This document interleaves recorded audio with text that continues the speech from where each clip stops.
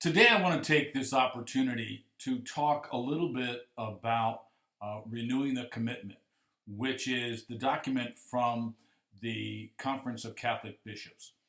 And I also want to talk about financial viability of Catholic schools. Now, in the document Renewing the Commitment, which was written a few years ago, the bishops stated unequivocally that Catholic schools are important, that Catholic schools are central to the mission of our church. That means that educating young people, whether that be in pre-K or whether that's in elementary or middle school or high school or even at the collegiate level, education is important. Now, in our particular case, our education isn't simply about acquiring a set of skills or obtaining knowledge without a context. The context for everything that we do in Catholic schools is our faith. Integrated into everything we do, whether that is a science class, whether it's an art class, an English class, a math class, athletics, phys ed, whatever we do, everything must tie in with our mission of expanding our students' knowledge of their faith and putting that faith into action. Now, the document is very lofty and sounds like the rallying cry. Now, as you've also learned by watching a whole series of videos, the financial implications that Catholic schools are no longer viable continues to be a major topic. Now, those videos talked about schools closing across the United States. A number of them have been in inner cities. But there are schools in the rural areas that are also closing. And why? It's not simply because of the fact that people don't necessarily want them. It's the fact that they're no longer financially viable. You can have all the great ideas in the world, but if you do not have the funds to pay the teachers, to pay the light bills, your school cannot exist. For so long, Catholic schools didn't really concern themselves with marketing, with trying to get students to come. Why? Because if you were Catholic in the old days, you automatically went to a Catholic school. That wasn't an option, especially in my generation. That's changed. That has dramatically changed. Parents are looking at the best opportunities for their children. They're looking for schools that have the best educational programs. Now, if that education is also encased in the mission of the church, all the better. But for years, Catholic schools didn't talk about what we do, how we do it, and why it's important. People simply assume that children are going to show up on our doorsteps. That world is long gone. The schools that are closing because families in the area, number one, cannot afford it. And number two, they are looking at the educational opportunities. They do not believe that the education of their children will be enhanced by coming to our schools. If we were so good, people would be clamoring to get in. But how do we tell that story? How do we send that message out? That's the challenge that you have now as a person who will be leading the school. You need to determine how you will explain to the larger community, to your parish and beyond, why your educational programs are exceptional. Oftentimes, people think probably the schools aren't that good. Why? Because their salaries aren't that great. Therefore, they're probably getting kind of the bottom of the barrel in terms of teachers, people who can't really make it in the public schools. We know that's far from the truth, but the reality is, for those people on the outside, that's what they see. What are we doing to change that narrative? Also, schools for so long were tied, especially elementary schools, were tied to the parish. Well, as you all know, guess what? The attendance at Mass on Sunday has gone down in many parishes. The number of people attending Mass on the weekends has gone down.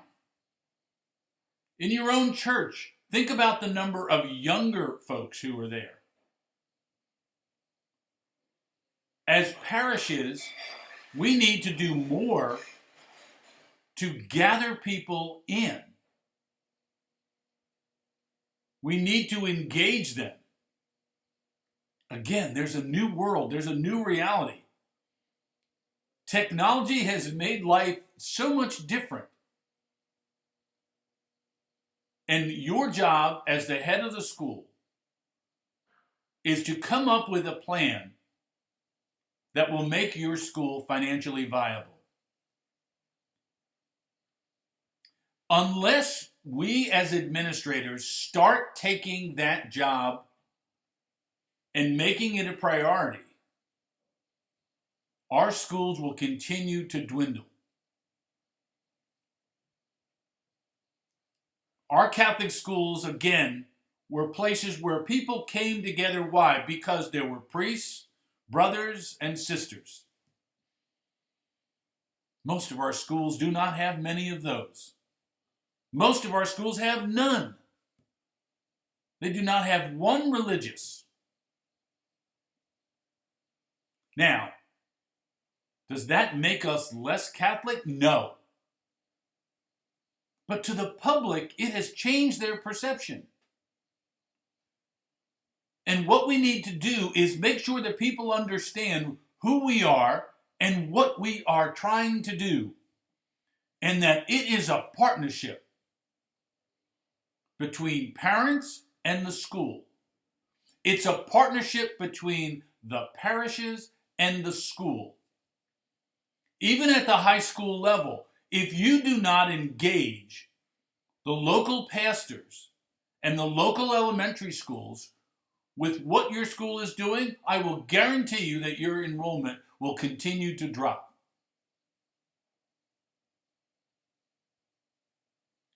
As you see schools closed throughout the United States, there needs to be a rallying cry from those of us who believe in what we do and why it's important.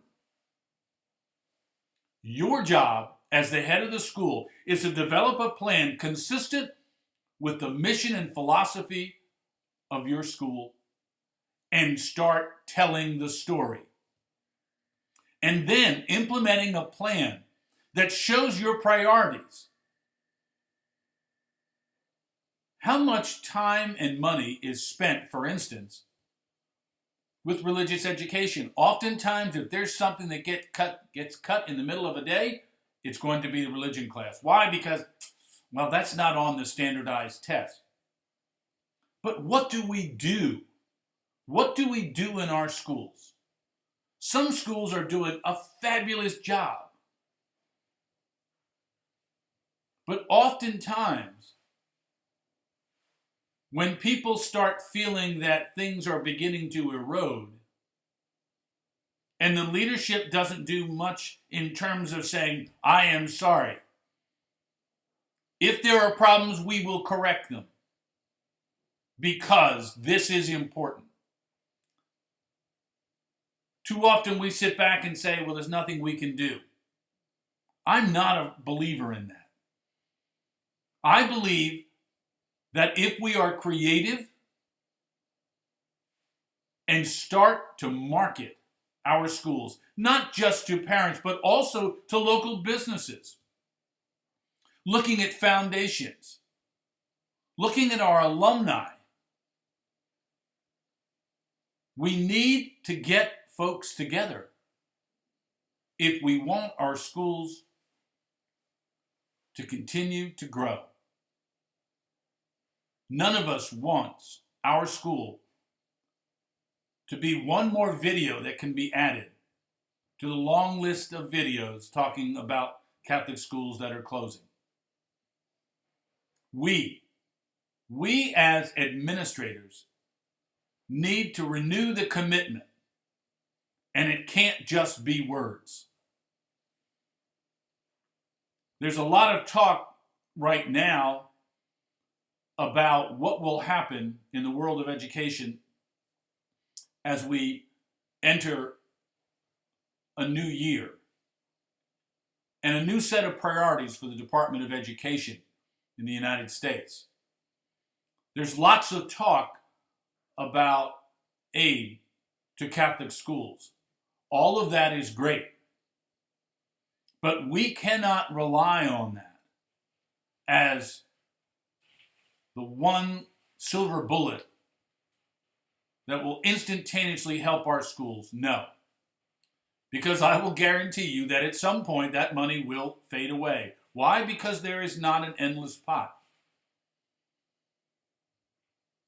That's not a political statement, but it's a reality. And the other thing that we always have to be concerned about is whether it is a gift from an individual or it is a grant from a foundation or a grant from a government agency. Are there strings attached? Are there things that will compromise our values, our mission? And if so, as I've said to people for years, if all we are is simply a good place where children can get an education, if that's all we are, then we should close our doors, sell the property, and give the money to the poor. Why? Because that's not who we are supposed to be. Our mission is different. Our mission is different. You, as the head of the school, must assume the role of raising that flag and saying, this is who we are. This is what we stand for. This is what we do. And this is why your children will be better off by being a part of our community. A community where faith and education are linked at every level. I hope these thoughts give you something to think about. I hope they challenge you to look at what we do in a different way. Again, if you have any questions or concerns, please feel free to give me a call or email me. Thank you for listening and have a great day.